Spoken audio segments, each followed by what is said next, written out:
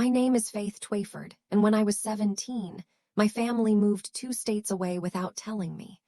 I came home from my diner shift on a Tuesday night in March, turned my key in the same sticky lock I'd been fighting since 8th grade, and stepped into a house with no furniture, no photographs, and no people in it. On the kitchen counter, under a magnet shaped like a cardinal, my mom had left one torn-off note from her grocery pad. It said, "You'll figure it out." No address, no phone call, no explanation for why my family packed a truck while I was pouring coffee for strangers. It took me 12 years to build a life out of what they left behind. Then one article with my face in it brought them back to my door, and what my mother did next was worse than the note. Welcome back to calm drama stories, where women tell the stories their families hoped they would keep quiet. Stories about betrayal, boundaries, and finding the people who actually stay. If you have ever been the strong one nobody checked on, this story is for you. Drop a comment, tell me where you're listening from, and be sure to subscribe because you will want to hear how this ends. I stood in the doorway for a long time before I could make myself walk through my own house. The living room carpet still held the dents where the couch had been, 4 little dimples in a rectangle, like the room was remembering furniture that had already crossed a state line. The television was gone. The recliner was gone. The wall going up the stairs was a line of pale rectangles where the family pictures used to hang, and I remember touching one of those clean spots like it might still be warm. They took the photo of Caleb in his football uniform. They took the one of my parents at Niagara Falls. The only frame left in the house was face down on the hallway floor, and when I turned it over, it was my school portrait from junior year, just mine. Upstairs, my room was untouched, my bed made, my clothes hanging exactly where I'd left them that morning. And that detail scared me more than the empty rooms did because it meant somebody had packed around me. Somebody had carried boxes past my door and decided what I'd need. I went back down to the kitchen and read the note again under the cardinal magnet. You'll figure it out. My mom's grocery pad, the one with the sunflowers on the border. I called her cell phone standing right there at the counter. It rang 4 times, then voicemail. I called again. 2 rings, voicemail. The 3rd time it went straight to that flat robot voice, and I understood at 17 years old, holding a note in a kitchen that still smelled like our last dinner, that my mother had just watched my name light up her phone and press decline. Then somebody knocked on the front door hard. It was Mr. Hollies, the landlord, holding a folder and looking embarrassed to be alive.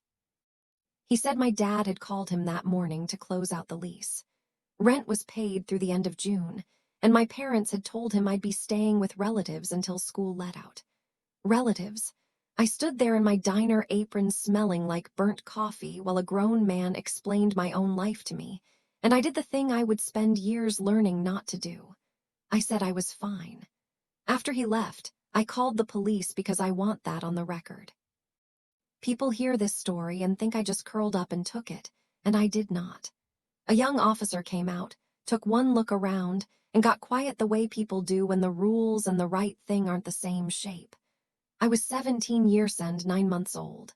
The rent was paid.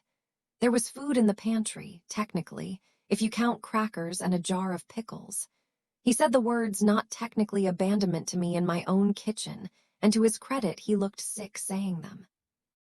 He offered to call Children's Services, and I said okay, and they promised a call back because a girl with a job and a roof and 90 days, until her birthday, is nobody's emergency. That night, I slept in my own bed in an empty house listening to the furnace click. And my last thought before I went under was a question that would take me 12 years to stop asking. What did I do? In the morning, I checked the garage and it was empty, too. Except for one piece of paper taped to the wall where my dad's toolbox used to sit. To make sense of that piece of paper, I have to back up 2 years. My dad, Dale, spent 26 years as a machinist at the plant in Maple Glen, Ohio. And when the plant closed, it closed the way a heart stops with the whole town standing around it. He was 47 and suddenly worth $11 an hour at the hardware store. My brother Caleb was the family's good news back then. 18, handsome, a knee like a hinge made by God until a bad tackle tore it apart his freshman year of college. Surgery, then pills for the pain, then pills for the pills. By the time I was 16, I knew what it meant when Caleb's music was too loud. And I knew which of my mom's smiles was real and which one was for the neighbors. I was working at the Copper Kettle by then, saving tips in a shoebox in my closet, a roll of bills I counted every Sunday like some girls said prayers. $1,900 for a car for college applications, for a life. One Sunday morning, the shoebox weighed nothing. I stood in the kitchen shaking and I told my mom. And here is the part people never believe. She didn't deny it, didn't even flinch. She kept wiping the counter and said, "Your brother is drowning, Faith." Like it was a weather report. Like the money had simply flowed downhill to the person who needed it. The way everything in our house flowed downhill toward Caleb. And my job was to stand on dry ground and be glad I could swim. I was 16 years old. And that was the morning I learned the family math. There were children who got saved, and there were children who did the saving. And my mother had decided which one I was before I was old enough to vote. Here's what I need you to understand about the weeks before they left, because for years I put myself on trial for missing it. I didn't miss it.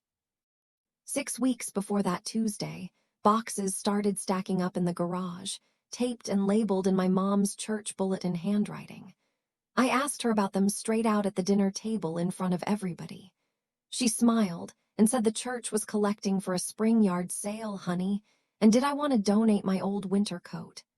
Caleb disappeared for days at a stretch that February.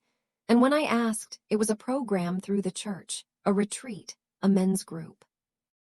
My mom started taking phone calls in the backyard with the door shut behind her, standing by the frozen tomato beds in her house slippers. I asked her a second time flat out who she kept talking to. She looked me right in the eye and said, "Aunt Ro, baby," her hips acting up. She lied to me the way you'd iron a tablecloth. Smooth, patient, no wrinkles left for me to grab. Understand. I was a 17-year-old with a curfew and a W-2, asking direct questions and getting fed answers by the 2 adults who had legal custody of my whole existence. There's no detective work that beats your own mother's face. The piece of paper in the garage, the one taped where the toolbox used to be, was a receipt from Maple Glen Storage, Unit 118, 6 months paid in advance, made out in my dad's name. At the time, I thought it was trash they had forgotten. It would take me a long time to do the math on the date printed at the top, because that receipt was from January. They had rented their getaway storage before Valentine's Day. I lasted in that house until the end of June, working doubles through the spring. And when the lease ran out, I had $400, $2 duffel bags, and nowhere legal to be. So I rode my bike 2 miles in the rain to Maple Glen Storage because Unit 118 was the only thing on earth with my family's name on it that hadn't left town. The receipt was still good. The unit was 10 FT by 10 FT. And when I rolled up that door, I met everything my family hadn't wanted. The old brown couch with the burn hole. Boxes marked Christmas in my mom's handwriting. My dad's broken shop fan, a folding lawn chair. They took the family and they left me the things they didn't want. And I want to tell you, I saw the poetry in that right away.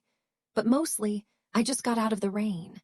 I slept that first night on the brown couch under my own winter coat, the one my mom had tried to donate, surrounded by the leftovers of people who were 2 states away and not answering their phones. Before I slept, I did one small thing that turned out to matter. I took the note, "You'll figure it out," and the storage receipt, and I put them in an empty Folder's coffee can I found in a box, and I set the can on top of a filing cabinet like an urn. Then I clipped the little brass key for Unit 118 onto my key ring next to the key for a house that wasn't mine anymore. That brass key stayed on my ring for the next 12 years. I wish I could tell you 17-year-old me knew why. Around midnight. A flashlight beam swept across the bottom of the door and stopped. The door rolled up 4 feet, and stopped and a man in a Carhartt jacket stood there with his flashlight pointed politely at the floor. Earl Dobbins, the property manager, 60-some, a face like a catcher's mitt. He looked at me at the couch at the 2 duffel bags, and I watched him do arithmetic no kid should be on the wrong side of. Then he said, and I remember it word for word, "Camera on this row's been broke since fall." Real shame, he told me the gate code changed the first of the month. He said folks who got to their units before 7 in the morning generally weren't seen by anybody, and that fire code meant no hot plates, no candles, no exceptions. And then he rolled my door back down and walked away like we discussed the weather. The next morning, there was an army blanket and a good flashlight sitting outside Unit 118. No note, "Some people rescue you loud." Earl rescued me at a volume only I could hear. The county did eventually call back that summer. A tired, kind woman who laid out my one official option. There was a foster placement with a bed open, 2 counties over. 2 counties meant a new high school 3 months before graduation, and my whole college plan was riding on a state scholarship that required me to finish where I'd started with the GPA and the counselor who knew my file. I said, "No, thank you." And I understand if that sounds crazy, but I'd already lost my family that year, and I wasn't going to lose the one thing with my own name on it. There was one more door, and it was held open by a woman named Miss Pewitt, and I owe her more than I can fit in this story. M. Pewitt was the guidance counselor at Maple Glen High, and when I finally told her the truth that April, she didn't gasp or cry or make me manage her feelings. She pulled a form out of a drawer like she'd been waiting. There's a federal law, McKin-Vento, for students without a fixed address, and under it, an unaccompanied kid can stay enrolled. No guardian signature required. She got me a locker by the gym showers, a bus pass, and a fee waiver for every college application. And she never once made me feel like a project. I graduated that June with honors and a scholarship in a gown that hid how loose my clothes had gotten. Every senior got 4 guest tickets, and I'd set aside 2 seats in my head anyway, out of some stubborn animal hope. I walked across that stage and looked out at 2 empty chairs, and the only sound for me in that whole gymnasium was Miss Pewitt up in the faculty row, clapping with her hands over her head. 3 weeks later, a postcard showed up at the storage office with a Tennessee postmark and no return address. Hope school finished up. Okay, you'll figure it out. Love, Mom. She spent a stamp to say it twice. I sat on the brown couch and understood something with a clarity that felt almost peaceful. It had cost them nothing to leave me. That was the point of making me strong. I put the postcard in the folders can with the note, and I stopped looking at the road for their truck. The next time I heard my mother's voice, it was 29 years old. Let me compress 4 years the way you'd wring out a mop. I lived in Unit 118 for 15 months altogether. Then a room above a laundromat that shook like an airplane but had a real shower. Days at the Copper Kettle, nights cleaning offices for a janitorial outfit out of Columbus. Business classes at the community college where the state scholarship stretched furthest. Tuesdays and Thursdays with highlighters I stole back from my own lost and found. I got good at a very specific thing during those years. I got good at being nobody's problem. When I was 19, my appendix tried to kill me on a Wednesday night, and I drove myself to the emergency room with my seat belt cinched against the pain like a corset. The intake lady asked for my emergency contact, and I looked at that little box on the form and wrote a nah, and she looked at the box, then at me 1 beat too long the way Earl had. I told myself it was independence. It took a therapist a decade to help me call it by its real name, but we'll get there. Here's what I noticed instead. Mopping law offices at 2 in the morning while my classmates were at parties. I was good at this, not just willing good. I could walk into a wrecked room, a flooded break room, a fire-damaged file wall, and see the order underneath the mess. See the 11 steps between disaster and normal. I'd been training for it my whole life. Cleaning up after people who never once looked back to say thank you. One night, I pulled a flyer off a corkboard about a county surplus auction, vehicles sold dossies, cash only, and I folded it into my pocket next to my paycheck. The van was a white Ford with 190,000 M on it, a dent shaped like Florida in the sliding door, and a smell I chose to interpret as character. I was 22. I bid $3,100, which was every dollar I had after 4 years of saying no to myself. And when the auctioneer pointed at me, I threw up a little in my mouth and raised my hand higher. That night, in the laundromat parking lot, I laid out stick-in letters under a street light and named my company, Bright Line Cleaning.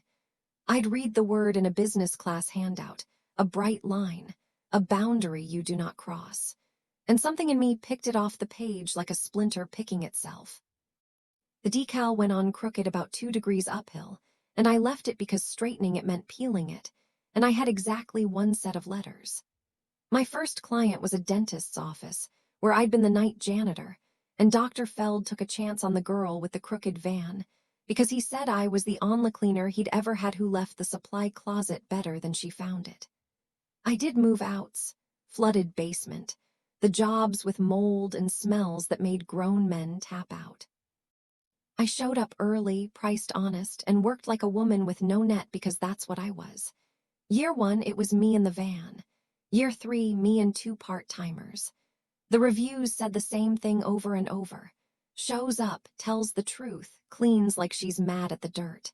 Then a woman walked into my 2-desk office, dropped a resume on the counter, and said, "My ad was terrible, but my reviews were honest."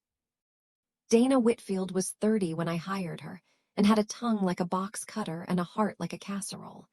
And within 2 years, she was my operations manager and the closest thing to a sister I've ever had. She's the one who turned Bright Line from me plus helpers into a company with schedules and benefits and a real payroll service. She's also the one who started Thanksgiving, our first November with actual employees. She found out that 6 of our people had nowhere to go. And she showed up at the shop with a supermarket rotisserie chicken, a can opener, and 0 shame. We ate off paper plates on the break room table with the good bleach smell still in the air. And I looked around at my dispatcher and my 2 newest hires and Dana licking cranberry sauce off a plastic fork. And I felt something in my chest unclench that had been clenched since I was 17. It became the rule. Every year, the break room, paper plates, anybody with nowhere to be. When I was 27, I bought a little brick house in Columbus with a kitchen that got the morning light. And the night I signed, I sat on the floor of that empty kitchen and cried for the first time in 10 years. And the strange part is why. The emptiness didn't scare me anymore. Houses empty out sometimes, and I needed to know I could stand in one and stay. Let me pause here because I know some of you are sitting with your own version of this. If you ever built a Thanksgiving out of coworkers and paper plates because your own family forgot your address, tell me about it in the comments because I read everyone and there are more of us than anybody admits.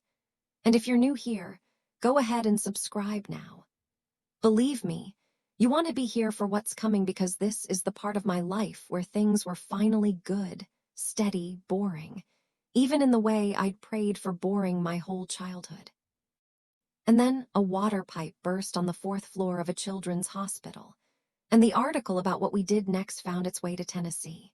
It happened in January, the year I was 29. A main ruptured overnight above a pediatric wing in Columbus, and by dawn, there was an inch of water sitting in rooms where kids with IV poles were supposed to be sleeping. Their facilities director called 3 companies too, said Monday. We said now my crews worked in rotations for 3 days straight. Extractors and air movers running around the clock, and I was in there with them in rubber boots, because I don't ask my people to do anything I won't do. We got that wing dried, treated, and cleared for patients in 11 days. The hospital sent a thank you letter.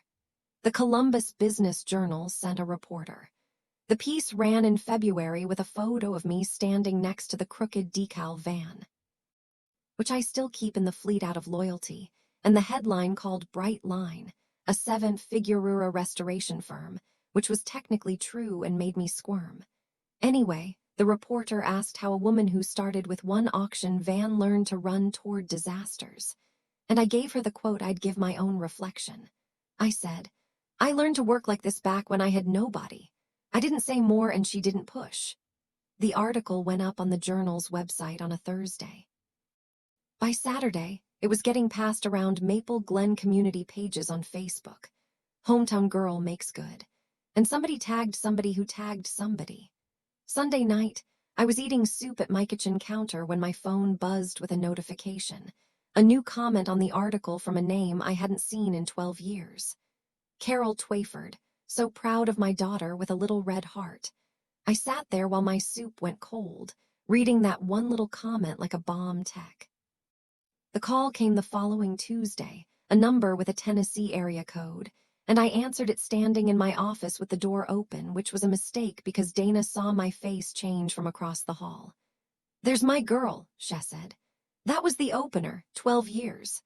And my mother came in like a commercial break, bright, warm, rehearsed. She talked for 4 straight minutes, and I can give you the whole script. Wasn't that article something? Aunt Ro had sent it to her. She'd always known, always told everybody that her faith was going to do something big. Your daddy's heart is acting up, sweetheart. They've got him on a list for a surgery down here. Caleb's doing so good now. You'd be so proud of your brother. Nothing shaped like an apology. Not one question about the 12 years where I'd slept, how I'd eaten, who I'd become. The past was a room she walked past like it had a smell. And then she said the thing she'd probably been polishing all weekend. We always knew you'd figure it out, honey. Look at you now. We made you strong. I want you to sit with that the way I had to. The note she left on the counter when she abandoned her 17-year-old had been promoted over 12 years into her proudest accomplishment. The wound had been reissued as a diploma with her name on the bottom as the school.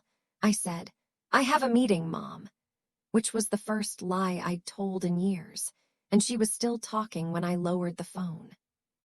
Something about how family should stick together now that I didn't block the number. I stood there a long time trying to understand why I didn't block the number, and I didn't like any of my answers. That night, I got in my truck and drove an hour east in the dark to the only address that had never lied to home. Here is something I never told anybody until Dana PR ried it out of me last year. I never gave up Unit 118. 12 years and the first business day of every month, Maple Glen Storage drew its little fee out of my account like a tithe. The couch went to charity years ago. The Christmas boxes, the fan, all gone. What was left when I rolled that door up at 9:00 that night was a 10x10 concrete room, one folding lawn chair, and a folder's coffee can sitting on top of a filing cabinet. I sat down in Thelon chair in my coat and let the cold come up through my boots. And I looked at that can the way you'd look at a headstone. The note was in there. The postcard was in there. The receipt from January was in there. I'd been paying rent for 12 years on the worst thing that ever happened to me, keeping it climate controlled, keeping it safe. And sitting in that chair, I finally asked myself who exactly the storage was for. So I did 2 things from that lawn chair, and they were the start over thing that came after. First, I took out my phone and I texted my mother one question, the only one that mattered, and I made it plain.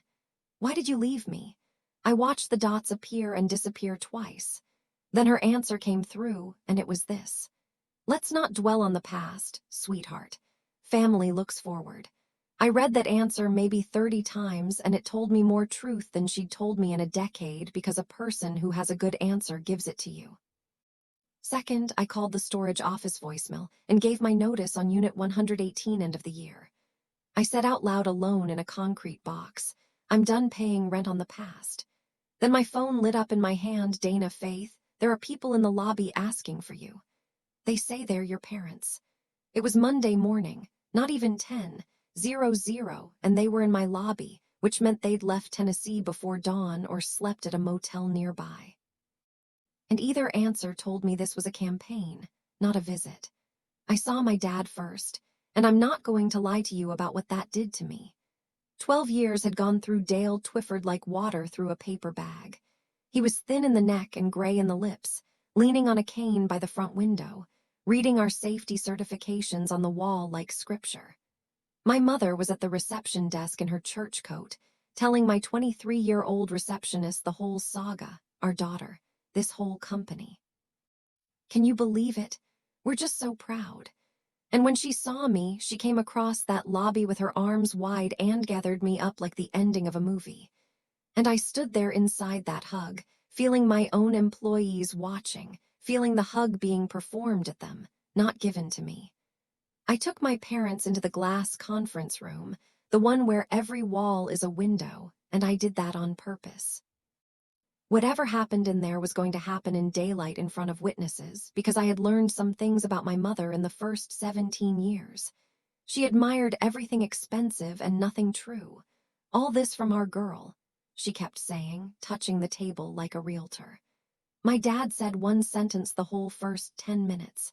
He said, "Your mother said you'd want to see us." Quiet, like an apology trying to be born, and she talked over the end of it. Then she reached into her tote bag and set a folder on my conference table, thick, dogered, with a hospital's name printed across the top. Cardiology consults an estimate for a valve surgery. Statements with balances circled in blue pen. Dale's snorts needed the operation. That part was real. I want to be fair about what was real. They were underinsured, behind on the deductible, and the hospital in Tennessee wanted a plan before scheduling. I read every page while my mother narrated. And then she slid the folder aside like Act 1 of a play and brought out Act 2. Their landlord was selling the house they rented. There was a sweet little place 2 streets over in Honey with your name next to ours on a mortgage. The bank would just sing. She actually said that the bank would sing. And then she folded her hands on my conference table, looked at me with her head tilted at the exact angle I remembered from church, and said the sentence she had driven 6 hours to say. Family takes care of family, Faith. I looked at her for a moment, and then I asked the only question I had left in inventory. Where was family when I was sleeping in a storage unit and my mother blinked twice and said, "A what?" She didn't know. 12 years, and it had never once occurred to her to wonder where the furnitureless 17-year-old had slept because the note had already settled it. I'd figured it out. Therefore, it had all worked out. Therefore, there was nothing to know. The abandonment didn't end in 2014. It just kept running quietly in the background like a pump, and I was looking at the proof. I stood up, thanked them for the drive, and said I needed time to think. At the door, my mother pressed an envelope into my hand, soft with handling, and said, "Read it tonight, baby. It's everything we need."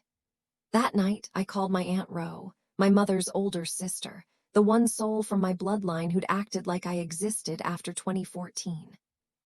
She's the one who used to leave grocery bags on the storage office step with Earl that first winter. Canned soup and pilot bread, and one time a birthday card with a 20 in it. When I said Mom and Dad had shown up at my company, Ro went quiet in a way that had shape to it.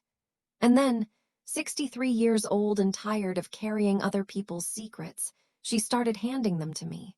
The move wasn't panic. That was the word I'd used for it all those years. Some emergency, some midnight decision. Ro said Carol had filed the mail forwarding in January. She'd requested their church records transferred to a congregation in Tennessee in January. The yard sale story, the backyard phone calls, all of it staged across 2 months, while I asked direct questions at the dinner table.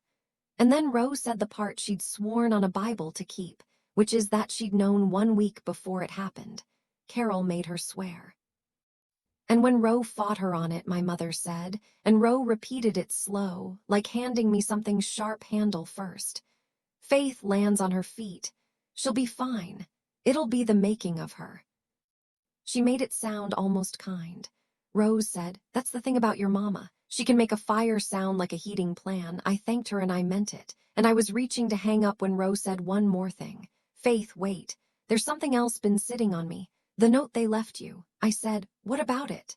She said, "Honey, that wasn't your mama's handwriting." I opened my mother's envelope at the kitchen table with my coat still on. It wasn't a letter. It was a mortgage cosigner application printed out, filled in with my legal name typed into the borrower fields, and a bank deadline circled in the same blue pen from the hospital folder. She'd completed my sections. Employer, bright line restoration and cleaning, relationship to borrower, daughter. All I was meant to add was a signature and 12 years of amnesia. I set it down, and I went and got the folder's can because it lives at my house now. I'd taken it home from the unit that night at the storage facility. I took out the note. You'll figure it out.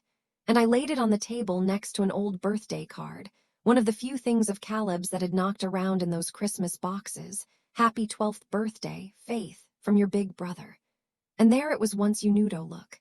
The tilt, the little left-leaning slant, the way the crossbar on the tea sails past the letter like it's leaving town early. My mother had all the words 12 years ago. I never doubted the words were hers, but the pen had been in my brother's hand. Caleb wrote it. 19 years old, wrecked on pills, packing a truck to flee the state, and the last chore anybody did in that house was my big brother writing me goodbye in one torn-off line because our parents wouldn't hold the pen. I sat with that for 3 days and didn't tell a soul. On the 4th day, an envelope came to my office with a Tennessee postmark and the same handwriting, and the first line said, "I wrote the note. You deserve to know that before anything else." I read my brother's letter standing up, then sitting down, then out loud to my empty kitchen because some documents you have to hear in a human voice, even your own. He didn't open with excuses. He opened with the pen. Mom dictated it, he wrote, standing at the counter with her coat already on, and Dad was in the truck because neither of them could make their hands do it. And I was 19 and high. And I told myself it was a kindness, leaving you something instead of nothing. Then he laid the whole year out flat. No varnish. The knee, the pills, the money he owed to people in Ohio who did not send invoices. The church program in Tennessee that had a bed open and cost next to nothing. And the part that put me on the floor of my own kitchen. Your college fund was gonna be Christmas, Faith. They drained it for my first rehab, the one that didn't take. Months before they left, the future they owed me had already been quietly liquidated and spent on him. He wrote, "Mom said you were the only one of us who'd survive it." I told myself that too, because it made it easier to live with what we did. It took me most of 7 years sober to stop believing it, because here's the truth. Nobody in our family ever said out loud, they didn't leave you because you were strong. They called you strong so it would cost nothing to leave you. He asked for no money. He asked for no meeting. The last line said, "You don't owe me an answer. I just got tired of you not knowing the truth." I was still holding the letter when my phone buzzed on the counter. A text from Dana with a link and no words except, "Faith, you need to see this now." Before I clicked Dana's link, my phone rang and it was Ro again, calling like she'd felt a storm coming through the floorboards. I told her about Caleb's letter and she was quiet. And then she told me the story I'd never been told. The one that doesn't excuse a single thing but explains the machine. My mother was 16 in the winter of 1984 when my grandmother pulled her out of school. Not asked, pulled. Carol was the strong one. See good with her hands, and her baby brother had the lungs, the one they lit candles for. So Carol went to work steam pressing sheets at the laundry on Route 9 5 days a week at 16, and her paychecks went home in an envelope she wasn't allowed to open, and nobody ever called it a sacrifice, because in that house it was just the shape of things. She never got her diploma. The brother got well and got a diploma and got a life. And Ro told me the sentence their mother used to say standing at the stove, the family catechism handed down like a cast iron pan. Strong ones don't get saved, they do the saving. I sat with the phone against my ear and my eyes shut. And for a minute I could see her, 16 years old in a hot laundry, learning that love in our family flows one direction, from the strong to the saved. And if you're strong, you'd best not need anything. Your mama wasn't born a wolf. Faith Rose said she was raised by Winters. I understood the machine then. And understanding it didn't mean I had to keep feeding it my hands. Then I hung up and I clicked the link. It was a GoFundMe page launched that morning, and the title was "Help Dale Fight for His Heart" with a heart emoji. And the photo was my dad in a hospital gown looking small, and I truly believe he didn't know it was being taken. The goal was set at a number close to the surgery estimate, and 11 people had already donated. But the campaign text was the payload, and my mother had written it herself. I'd know the voice anywhere. It walked through Dale's diagnosis, his faith, his humility, and then it turned the corner into me. While our estranged daughter, a Columbus millionaire, has turned her back on the family that raised her, we trust the Lord to provide what she will not. My town read that. The church ladies who taught me vacation Bible school read it and shared it, and the pastor's wife down in Tennessee shared it with a prayer hands emoji, and by evening it was on the Maple Glen community page above a bake sale announcement. My office phone started ringing with numbers I didn't know. A client of 9 years called Dana to ask gently if everything was all right with me because somebody had emailed the link to his office manager. Here's what I want you to notice. I had not refused anything. No one had ever formally asked me for a dime before that folder hit my conference table days earlier, and I'd said I needed time to think. The refusal was written for me in advance, the way the note had been written for me in advance, because in my mother's stories, my part is always already typed. And I'll be honest with you, because this channel is where I get to be. My hands shook when I read it. If someone has rewritten your story to make themselves the victim of it, then you know exactly what that shaking is. And I'd ask you to hit subscribe and stay with me because what I sign 2 days later, I can never unsign. And I want you there when I sign it. That night, I didn't post a reply. I didn't comment. I wrote one name on the notepad by my stove. Colleen Barrett. They came back to my lobby 2 days later, and this time my mother brought a wheelchair, rented, as it turned out, because my father walked into Thebalding on his cane and sat down into that chair in my parking lot. I know because my camera at the entrance caught it, and I have never decided which was sadder, that she staged it or that he let her. It was a Thursday, 10:15 in the morning, and I was mid-walk with the operations team from a regional clinic group, the biggest contract Bright Line had ever been up for. My mother wheeled my father through my front doors and raised her voice to fill the room. 12 years, and she won't even help her ding father. My schedulers froze at their desks. The clinic people looked at their shoes. My father stared at the floor like a man trying to sink through it, and his hands. I'll never forget this. His hands were squeezing the armrests white, a passenger in a car aimed at his own daughter. I did not argue with my mother in front of my staff. I walked over quiet and I said, "Let's get Dad some air." And I wheeled him out myself with her trailing us performing grief at the windows. In the parking lot, my father grabbed my wrist. He didn't say anything. He just shook his head slow 2 or 3 times, eyes wet, mouth working, and that was the whole message, like a man signaling from inside a locked house. I put them in their car. Before I shut her door, I leaned down and told my mother one true thing. The next letter you get from me won't be from me. The clinic group emailed that afternoon to postpone. Family stuff, they said they understood completely. I'd like to tell you I marched straight-o a lawyer, but the truth is I went to 2 appointments that week, and the first one was in a small office with a ficus, and a woman named Dr. Marsh, who I'd been seeing off and on for 2 years without ever telling her the whole storage unit story. That Thursday, I told her all of it. The ER at 19, the intake form, the little box where I wrote nah. And Dr. Marsh, who does not waste words, asked me one question. Who taught you that needing help is how you get left? I opened my mouth to answer it and heard what came out. It had cost them nothing to leave me, I said. That was the point of making me strong. And she let that sit between us. And then she pointed one finger gently at the Bright Line logo on my jacket. A bright line is a boundary, Faith. You've been drawing them for everybody but yourself. The second appointment the next morning was with Colleen Barrett, a family attorney with a handshake like a door closing. And she listened to the whole thing, the lobby scenes, the fundraiser, the pre-filled mortgage papers, and she didn't gasp either. She said this was Tuesday for her. We drafted a cease and desist that afternoon. No contact by phone or in person. No appearances at my place of business. Removal of the false statements published about me. Or we proceed to a civil stalking protection order which Ohio grants for exactly this pattern. It's 3 pages. It's polite. It's a legal document asking my own mother to stop. Colleen turned it around on her desk and set a pen on it. And nobody warns you about this part. Nobodiddles your handshakes. I want to be honest about what that signature was because it gets sold as empowerment. And it is, but that's not what it feels like in the chair.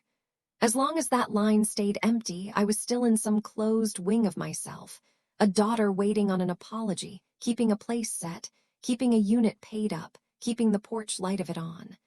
Signing meant the waiting was over on paper, on purpose in front of a notary. The girl who watched the road for their truck died on that line, and I'm the one who put her down. I signed it. Colleen sent it certified mail the same day, and she reported the fundraiser which came down that weekend, because nomming a private person as the villain of your campaign with claims nobody can support, and a name you never got permission to use violates the platform's own rules, and platforms enforce rules faster than families do. And then my bloodline lit up like a switchboard. My uncle left a voicemail I kept for the tone alone. The word lawyer pronounced like a curse word. Two cousins texted the same sentence a day apart. She's your mother, capital letters and all, as if that word were a bill I'd left unpaid. Nobody asked what she'd done. The verdict never requires my testimony. Within a week, it was quiet enough to hear what I'd actually lost, which was the last soft illusion that any of them would ever choose me over the story. One person from that side didn't scold me.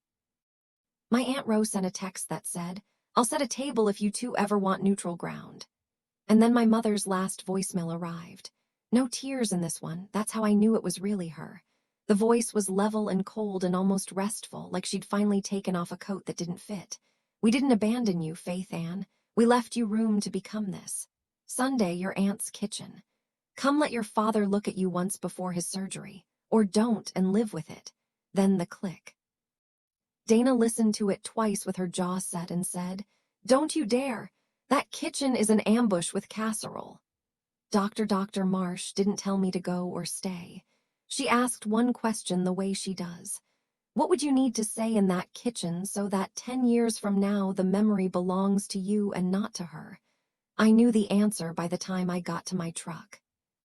I spent the next 2 days on the phone with the billing office of a hospital in Tennessee and made one visit to my bank, and what came out of both went into a plain envelope in my coat pocket.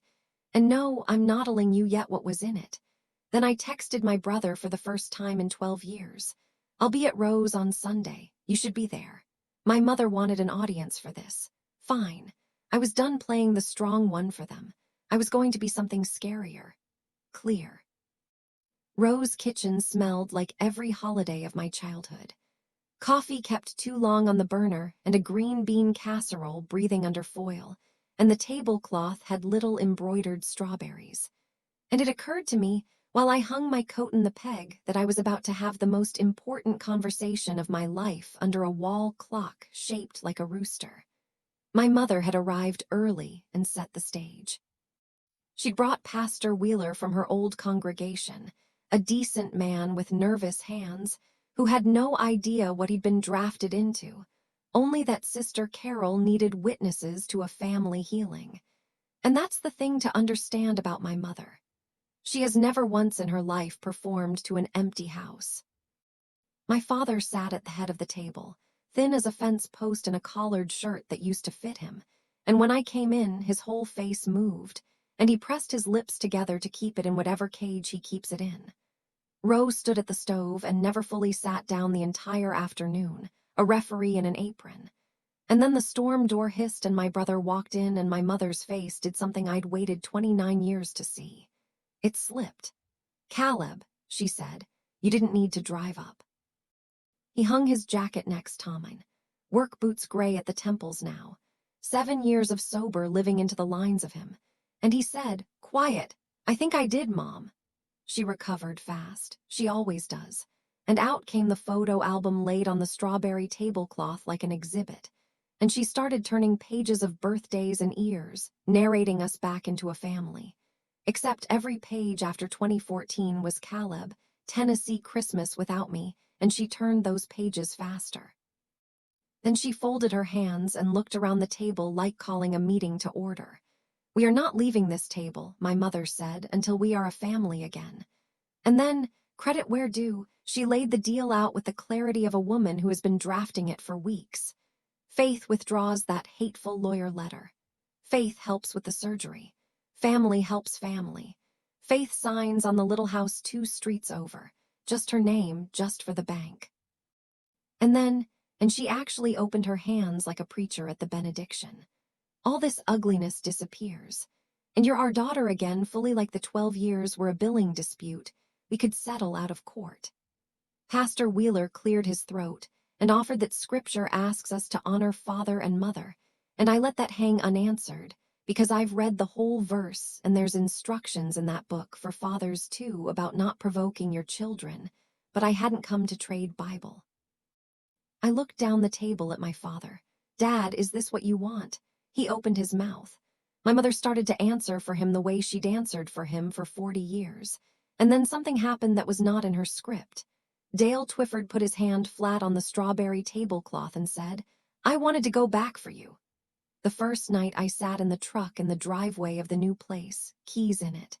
The kitchen went so quiet I could hear the rooster clock. My mother's hand jerked and knocked her coffee sideways, a brown flood spreading toward the album. And she didn't reach for it. Ro did, and my mother sat there with her hands trembling. And for the first time since I walked in, she wasn't performing. Nobody sat in any truck for me. She said, "Lo," and her eyes were somewhere in 1984. I was 16. They snorts took me out of school and nobody drove back. And you all got saved anyway, didn't you? Strong ones don't get saved, Faith. They do the saving. For one breath, I looked at my mother and saw a girl in a hot laundry on Route 9, and I almost reached for her hand. Then she straightened her spine, patted her hair, and said the price out loud again. "So we're agreed, sweetheart," my mother said, dabbing at the spilled coffee's edge with a napkin, composed again. The machine back online. Family looks forward, and I heard myself start to talk, and my voice came out the way it comes out on job sites when a ceiling is about to give. Low and slow and level. I said, "I want to tell this table where I slept." And I did. I told them about Unit 118, 10 FT by 10 FT, the brown couch with the burn hole, the army blanket a stranger left me because strangers were the only adults checking on me that year. I told them about the 7 a.m. rule and the gate code, and the coffee can where I keep the note, and about writing no in the emergency contact box at 19 with my appendix on fire. And I watched Pastor Wheeler's face go from polite to gray because he'd been told he was coming to witness a healing and he was just not the one she'd cast. My mother said, "Faith, that's ancient." And I said, "I'm not finished, Mom." Still quiet. And she stopped because quiet was the one voice she'd never heard me use. Then I took the envelope out of my coat pocket and set it on the strawberry tablecloth, and I slid it past her to my father. Inside was a payment confirmation from the hospital's billing office in Tennessee, arranged over 2 days on the phone and confirmed in writing. The surgery, the surgeon, the stay, the rehab after paid in full directly to the hospital. Sole beneficiary Dale Twyford. Not a check with my mother's name anywhere near it. "Dad gets his heart fixed," I said. "Every cent already done, and none of it touches your hands, Mom. This isn't me paying a family debt. There's no debt. This is just the difference between us. I don't leave people on the side of the road." My mother reached for the envelope, and my father, for the first time in my whole life, moved faster than her. "And the letter stands," I said.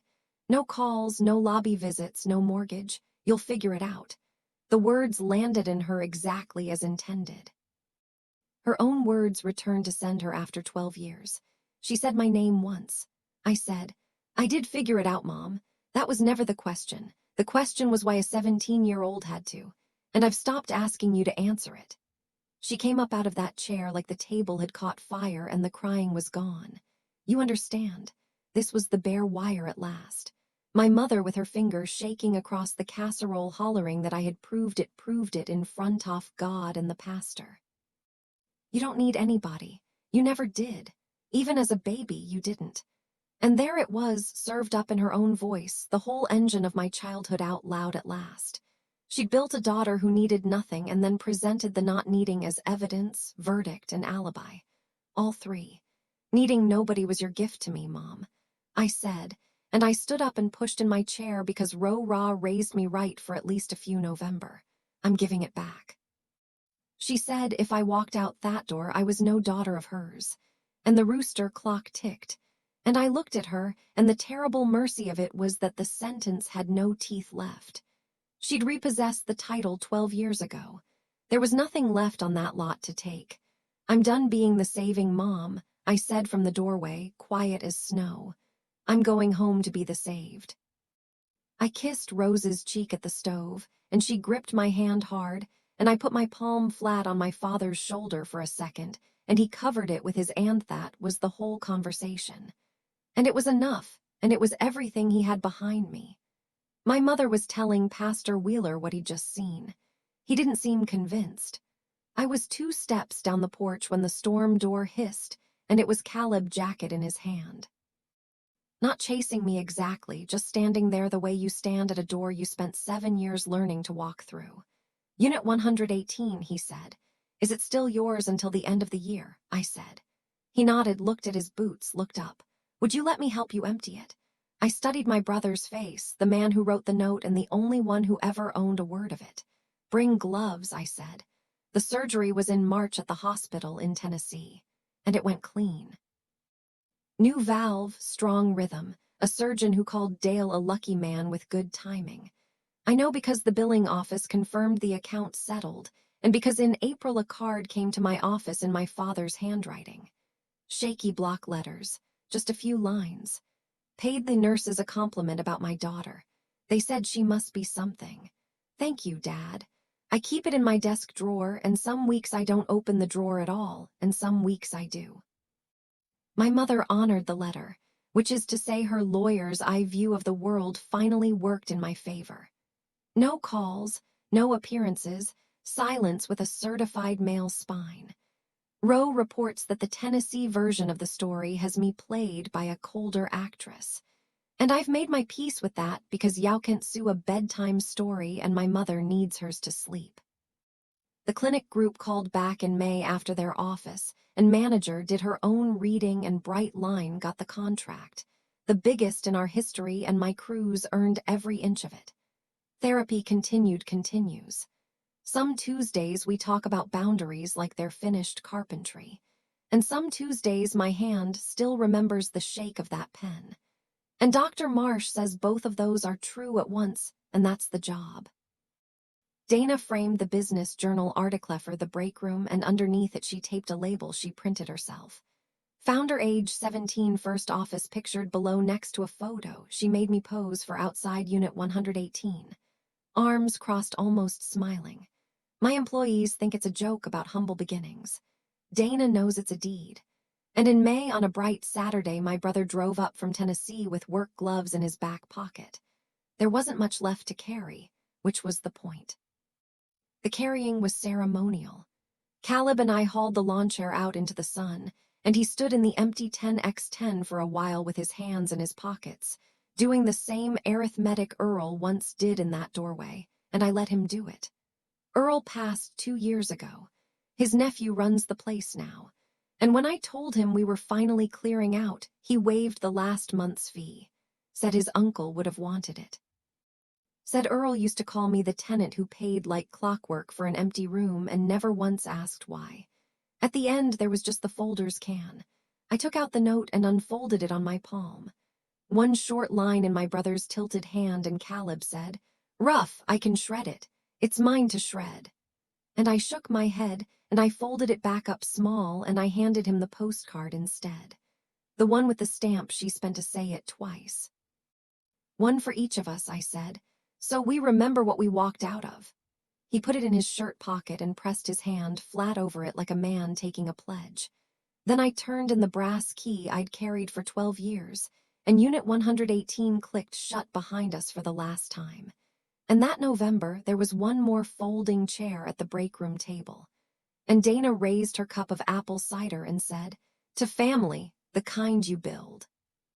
Here is the one thing I know now that I didn't know at 17. It costs nothing to leave the strong one behind, but it costs something to stay. And that cost is how you know it's love. That's my story. One note on a kitchen counter.